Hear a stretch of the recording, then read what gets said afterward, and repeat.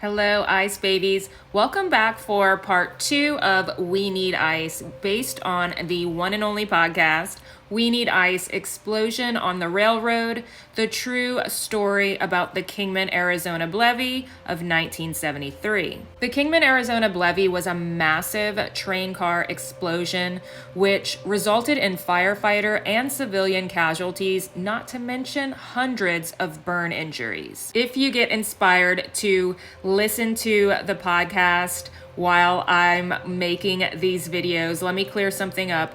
Last time we reviewed podcast episodes 1 and 2. So today, even though this is part 2, it's covering episode 3. But I hope you're watching the visuals now that complement the audio. It's a completely different experience. Fingers crossed, one day I'll have a full YouTube movie, but it is a lot of work. So do me a solid, subscribe to this channel, like, share, comment, engage. In my heart, I really want to continue to publish this event.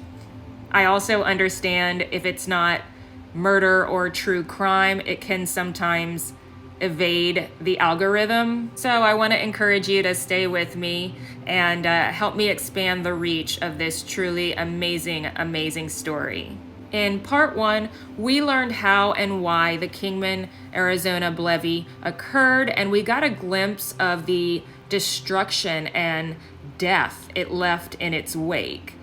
As if that's not horrific enough, today's video is after the episode entitled Burning Flesh and Hospital Mayhem. It's a doozy. You'll hear from more BLEVE witnesses, as well as one hospital volunteer who was delegated the task of pouring ice over the bodies that were ravaged from the blast, but still clinging to life. Thank you for being here with me. Let's get into it. This podcast contains sensitive and sometimes graphic details, information, and testimonials relating to burn injuries, burn victims, death, disaster survivors, and PTSD. Listener discretion is advised.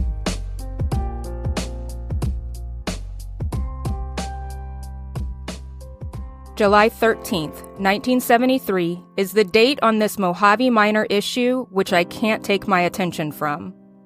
This newspaper is half a century old. It's never been preserved except folded up in an old department store bag at the back of a closet. The caption, "A badly burned fireman lies on pavement seconds after explosion," accompanies probably the most shocking image I've come across surrounding the Kingman Arizona BLEVE yet. What is seen in this photo is a man, alive, lying in the street, arms stretched out in front of his head, which is slightly lifted, revealing his badly burned face, totally black. Only a thin mohawk of singed hair runs down the center of his crown. His right leg hovers a foot off the ground while his left foot appears to be digging into it, almost as if he were trying to army crawl, to safety perhaps. His pants have been mostly burned off him. What remains is an ill-fitting garment that now hangs by a thread in places, almost resembling a loincloth. The skin on his exposed limbs can only be described as paper mache-like, pieces of flesh dangling loosely.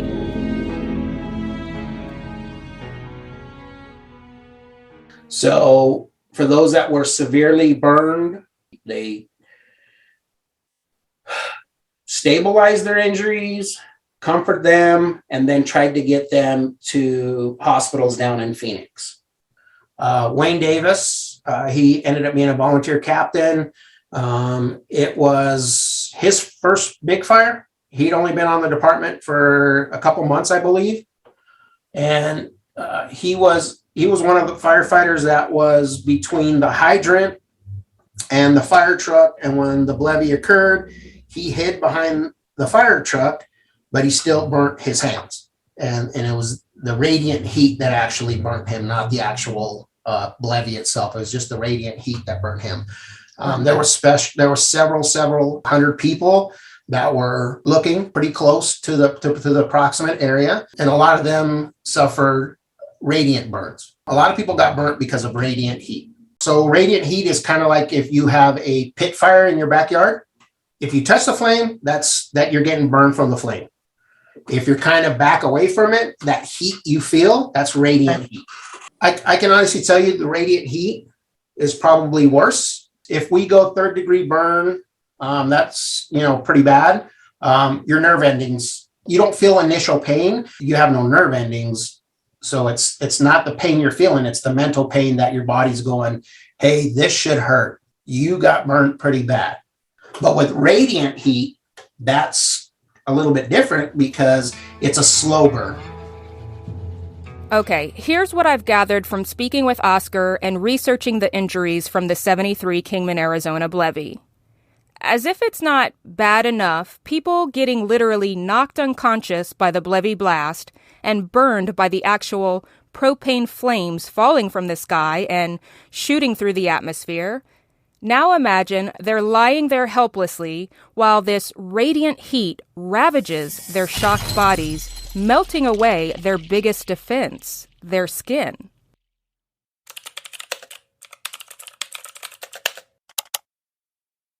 I found a Facebook post under the page of Redbud Fire Department referencing the 73 Kingman BLEVE, and Oscar's account on fireman Wayne Davis checks out flawlessly. So I want to share a couple paragraphs from that post. Quote, Wayne Davis, a Kingman volunteer firefighter who was also burned, had started as a volunteer just days before the incident. The explosion was only his second emergency call. Davis was at his family's heating and air conditioning shop when the call came in. A radio station acted as a scanner whenever emergencies occurred. A fire department whistle also shrilled in the downtown area, he said. Davis, 51, responded to the scene on the back of one of KFD's fire engines. The engine, with Davis standing on the tailboard, was at one point fairly close to the tanker, but it left about a minute or two before the explosion. Davis said his engine had just turned onto Hoover Street from Route 66 to set up hoses at a fire hydrant when the tanker exploded, sending a fireball into the air. It scared the hell out of me, he said. I bailed.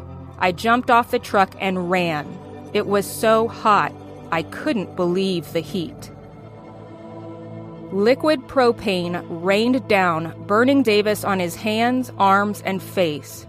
Just 21, Davis suffered second-degree burns. Another firefighter on the truck was just 4 feet away, but he was protected from an overhang he was under. He was unhurt, but others were not so lucky.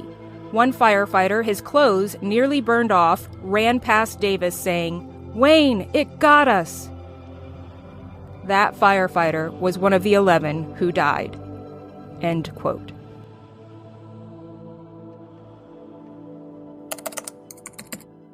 The Facebook page of Redbud Fire Department hosts a post on the Kingman BLEVE, which I'll quote from now.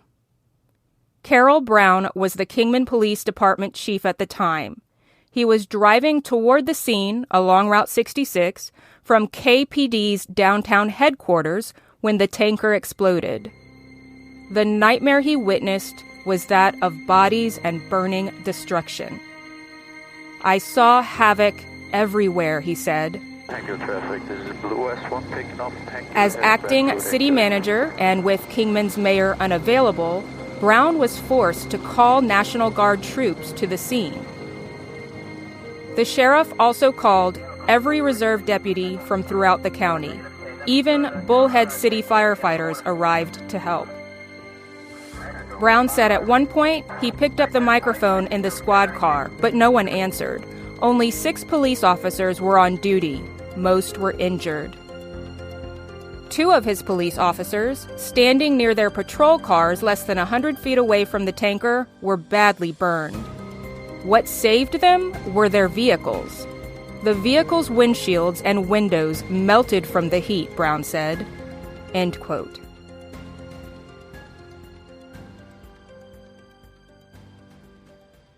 My friend Kay recalls volunteering at the Mojave County Hospital in 1973. Her memory of this time is truly photographic. She recounts scenes, sounds, and smells in a very sweet, soft voice with glistening tear ducts, a tissue box always nearby. She tells me about walking the bright, sterile hallways packed with patients, some with large, draping bandages around their faces and bodies. There's a man with his back to her, standing off to the side and looking up towards the long fluorescent ceiling light above him. His shirt looks torn and he seems confused. He must be looking for someone, she thinks. But as she walks closer, his reason for being there hits her like a BLEVE all her own. This man's injury is a sight she cannot unsee. Much of his clothing has been disintegrated by the blast. What cotton and canvas remain are embedded into his back, skin and cloth melted together, some sliding down his torso, exposing muscles only seen in anatomy diagrams. I helped at the hospital. I went over to the hospital, and there was a person there that was missing the back of their shirt. It was all you could see was their back. And the flame came down on their back and seared their back, a hole that ran down their back and seared it where it wasn't even bleeding. It was just an open wound, and it was probably that long down their back, and flesh was hanging all over.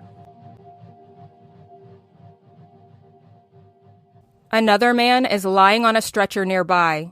He reaches out to a nurse and says, "Tell Betty to go to the bank." It's clear the nurse knows the man well. She knows his wife, Betty, and she knows exactly what he is saying. He's preparing for the end, likely accepting his fate, and the thoughts on his mind are financially securing his family.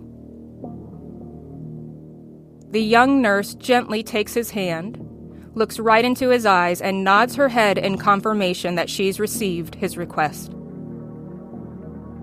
Mojave County General Hospital was a newly constructed facility. Interestingly enough, not long before the BLEVE, after their grand opening, the hospital hosted a seminar on handling mass trauma and crisis control. Still, the small-town clinic is overloaded, overwhelmed, understaffed, and undersupplied.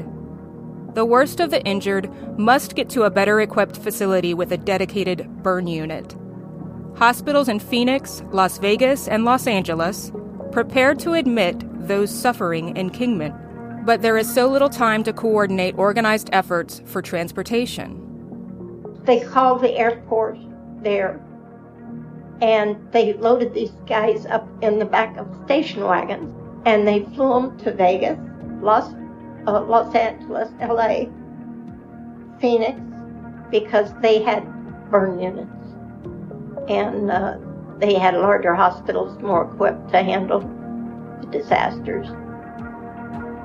Some victims arrived to the airport by helicopter, but most endure an uncomfortable ride via cab, police cruiser, or civilian car. Every time I come to that sentence, I can't help but take a moment to digest the information. To me, it's a complex statement.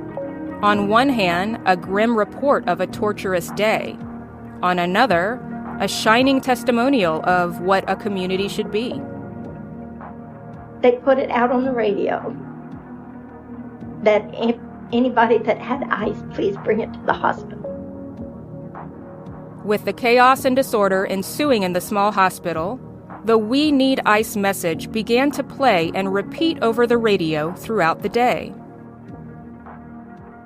They covered them all in a sheet and put them all on a gurney. And they took them all out on the patio. There was a brand new patio.